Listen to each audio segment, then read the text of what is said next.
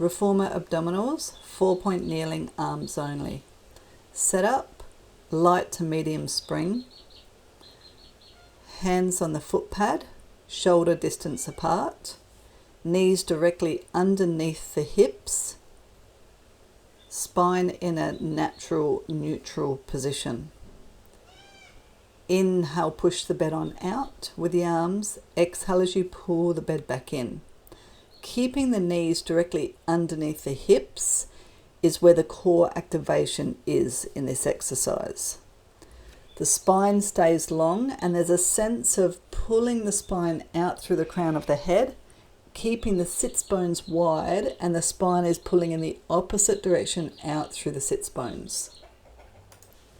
There's a sense of pulling wide through the collarbones to keep the shoulders active and the chest elevated the whole time without arching or over-activating the serratus anterior.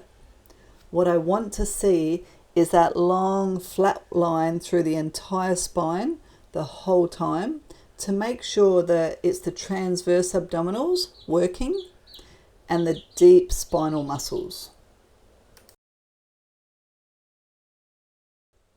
The next setup is abdominals, 4-point kneeling, legs only, which means that the carriage is moving out and in because the legs are disassociating or moving independently of the pelvis, which is fixed.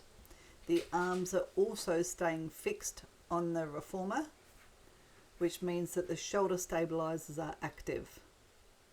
You will now feel the abdominals drawing the carriage back in when the legs are moving back in. Inhale to push the carriage away. Exhale to drag the carriage back in, ensuring that the arms are not moving at all throughout the whole exercise. The final option really challenges the coordination and control of the student. We're going to be alternating the arms and legs. I usually start by pushing the arms out first and then pushing the legs out, pulling the legs back in and then pulling the arms in. Of course, you can reverse that process. Either way, what I'm looking for is good controlled execution of the entire movement.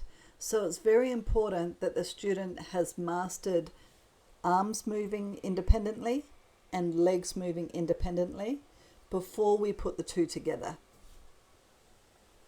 Now, whilst 4-point kneeling is considered a foundational exercise, by the time we're integrating the alternating of movement, it is quite complex for people. So I do continue to practice this exercise in my intermediate classes.